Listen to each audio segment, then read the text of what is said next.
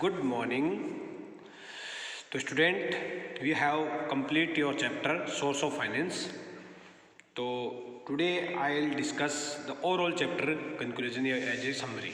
आज हम समरी के रूप में इस पूरे चैप्टर के अंदर हमने क्या पढ़ा है, क्या चीज़ देखी है, वो अपन देखने की कोशिश करेंगे। एक बार दोबारा मैं इस पूरे चैप्टर का रिवीजन कराना चाहता हूँ। आप अपने बुक के अंदर साथ साथ में देखते रहिए। एनसीईआरटी की आपके पास बुक पड़ी होगी, तो अपनी क्लास कौन सी एक बार लिख देता हूँ। क्लास ये आपकी है 11th। सब्जेक्ट का नाम बिजनेस स्टडी है, चैप्टर का नाम सोर्स ऑफ फंड्स था।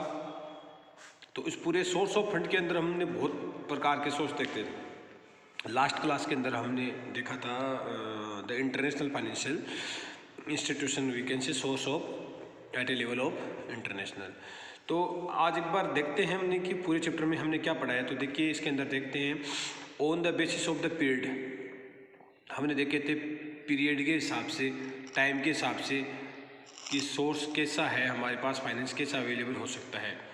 तो उस सोर्स के हिसाब से अगर अपन टाइम देखते हैं, सो टाइम के हिसाब से अगर सोर्स देखते हैं, तो पहला था अपना अबव 5 ईयर, जिसको बोलते हैं अपन लॉन्ग टर्म। फिर देखा था 1 to 5, जिसको हम कह सकते हैं मीडियम टर्म, और अप टू 1, मतलब जो 1 साल से कम वाला, उसको कह सकते हैं अपन शॉर्ट टर्म। तो ये अपन ने चीज़ें देखी थी।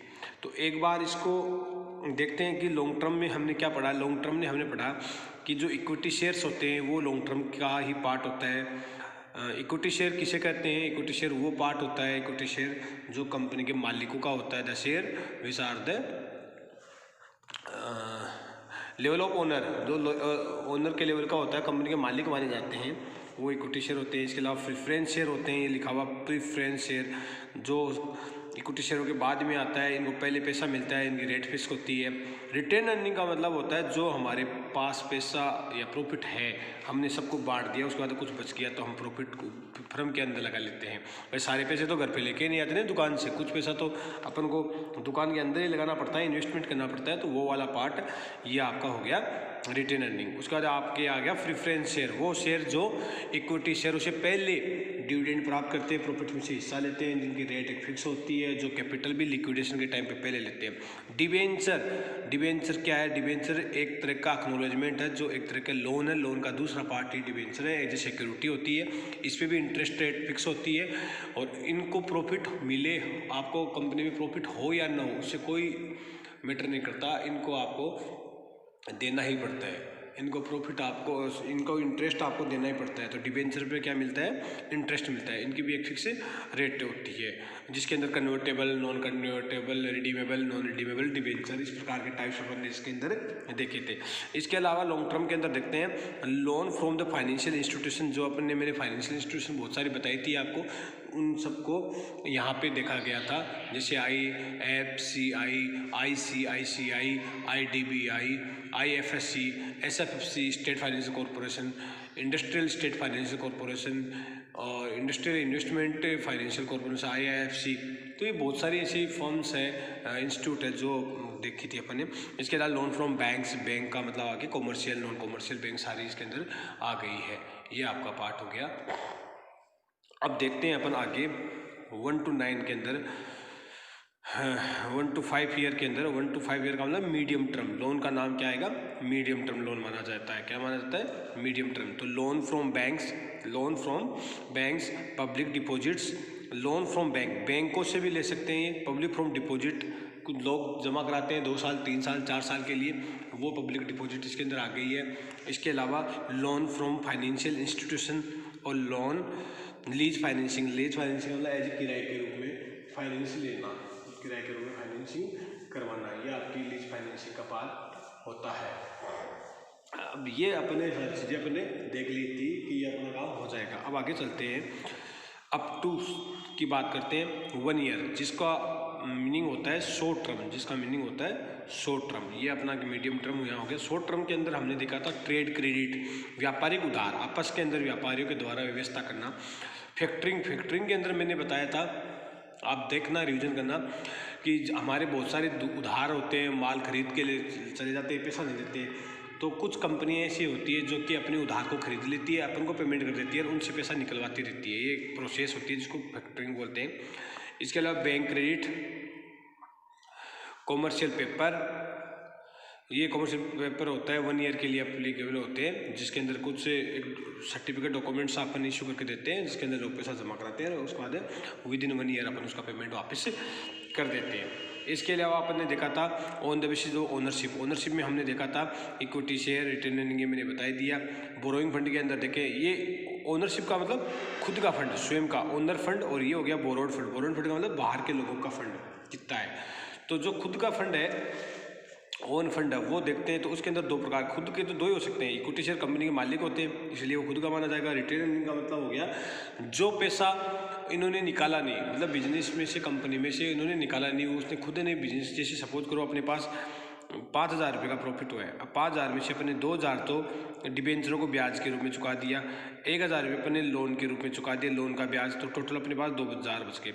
उसमें से 500 रुपये अपन ने प्रेफरेंस शेयर को डिविडेंड दे दिया, हमारे पास बच गए 1,500। अपन को लग रहा है कि 1,500 रुपये ज़्यादा है, हमने क्या किया, 1,000 रुपये तो इक्विटी शेयरों को दे दिया है, और हमारे पास कितने रुपये प्रॉफिट बच गया, 500। 500 में से 400 और कम कर देते हैं। ये अपने रिजर्व है, जनरल रिजर्व है, कंटिजेंसी रिजर्व, दुनिया भर के रिजर्व बढ़ाने पड़ते हैं, उनको बना दिया। बच गया कितना, 100। ये जो 100 रुपये प्रॉफिट बचा है अपने पास, या 100 लैक्स मान लो, 100 करोड़ मान लो, तो करोड़ों में बचता है जो भी है, लाख रुपये 100 रुपये मान लो अपन एग्जाम्पल के रूप में 100 रुपये लिया, तो 100 रुपये अपने पास प्रॉफिट है। इसको अपने कहीं काम में नहीं लिया, इसको बोलते हैं अपन रिटेन अर्निंग, रिटेन प्रॉफिट भी बोल सकते हो कि प्रॉफिट को रोका गया है। ठीक है, आगे चलते हैं बेटा। यहाँ पे ये बोरोड बाहर के लोगों से, जैसे डिबेंचर के रूप में ले लिया लोन, कॉमर्शियल पेपर आ गया आपका, लीज फाइनेंसिंग आ गई, पब्लिक डिपो। इन पे बेटा क्या होता है, मंथली या क्वार्टरली या हाफ ईयरली आपको क्या करना पड़ता है, इंटरेस्ट पेड करना पड़ता है। ये बाहर के लोग हैं, ठीक है, इनको पैसा आपको देना ही पड़ेगा, इंटरेस्ट देना पड़ेगा, चाहे आपके प्रॉफिट हो या ना हो। इसमें कोई मतलब कंप्रोमाइज़ नहीं होता है कि भाई आपके प्रॉफिट नहीं हुआ है तो आप इसमें रहने दीजिए, ऐसा कुछ नहीं है। तो ये कौन कौन से, जैसे डिबेंचर है, डिबेंचर पर एक रेट फिक्स होती है। लोन फ्रॉम बैंक से लोन लोगे तो बैंक भी आपसे वापस पैसा तो लेगी। उसके अलावा लोन फ्रॉम फाइनेंशियल इंस्टीट्यूशन, ये अपन ने पढ़ा था, जो भी नाम बताए थे मैंने, ICICI, FCI, कोड वगैरह सारी बैंक के आ गई इसके अंदर। इसके अलावा इसके अंदर पब्लिक डिपॉजिट्स और लीज फाइनेंसिंग, ये सारी पॉइंट इसके अंदर कवर होते हैं। ये सारा पॉइंट इसके अंदर कवर हो गया है। अब चलते हैं अपन आगे देखते हैं इसके अंदर क्या है, आगे मिलेगा तो ये वाली चीज़, on the basis of the source of generation, इसके साथ तो ये चीज़ें वही मिलने वाली है। मतलब equity share capital, retain earning, financial institution, loan from bank, preference share, public deposit, debenture, lease financing, commercial, trade, credit और फैक्ट्री। तो ये सारी चीज़ें अपन ने एक एक करके इसको पढ़ाई कर ली थी। ठीक है, फिर अपन ने प्रेफरेंस शेयर के मेरिट देखे थे, मेरिट ऑफ प्रेफरेंस शेयर के फ़ायदे क्या है, फिर इसकी लिमिटेशंस देखी थी, याद होगा आपके रीजन में चल रहा है, चलने दो, लिमिटेशन याद कर लेना। उसके बाद में अपन ने देखा था डिबेंचर क्या होता है। तो डिबेंचर क्या होता है भाई, बोरोड कैपिटल है जिसमें सर्टेन मनी, मैं बता देता हूँ एक बार डिबेंचर की। The debenture issue by a company is a acknowledgement of that company has borrowed a certain amount of money which it promise to repay at a future date, आपको वापस चुकानी होती है फ्यूचर डेट पे।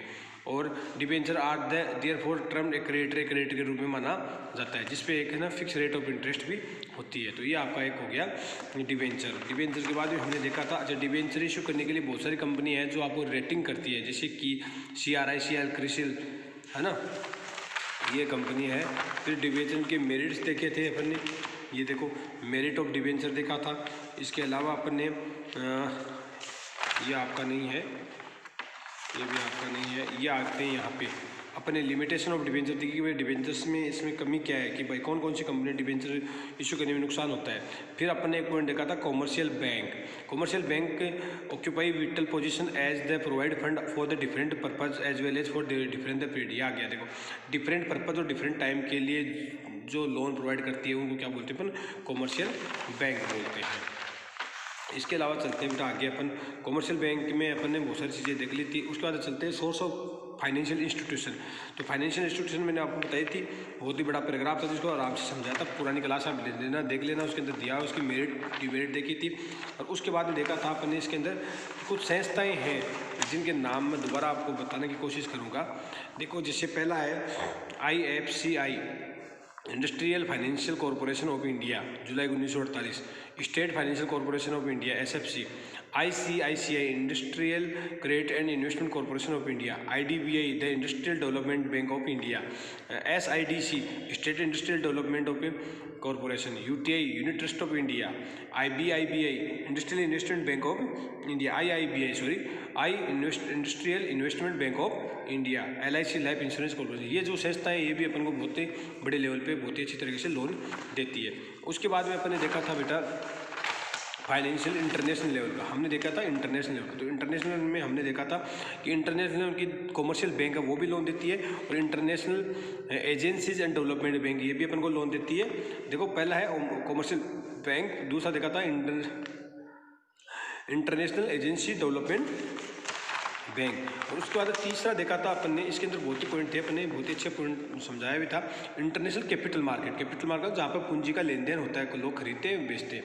उसके अंदर देखा था अपने गोल्ड डिपॉजिटरी रिसिप्ट GDR और ADR अमेरिकन डिपॉजिटरी रिसिप्ट, और इसके अलावा अपन ने देखा था इसके अंदर IDR, और चौथा देखा था अपन फॉरेन करेंसी का कुछ ऐसा था, क्या था ये रहा आपका, ये देखा था अपने। उसके बाद में फॉरेन करेंसी कन्वर्टेबल बॉन्ड्स देखे थे, ठीक है, इनको अपन खरीदा था। फिर इसमें देखा इसके कौन से फैक्टर है जो अफेक्टिंग करते हैं। तो इस प्रकार से अपना ये चैप्टर अच्छी तरीके से पूरा हो गया। तो from the Monday we will start the next chapter, new chapter, ठीक है। तो थैंक यू सो मच।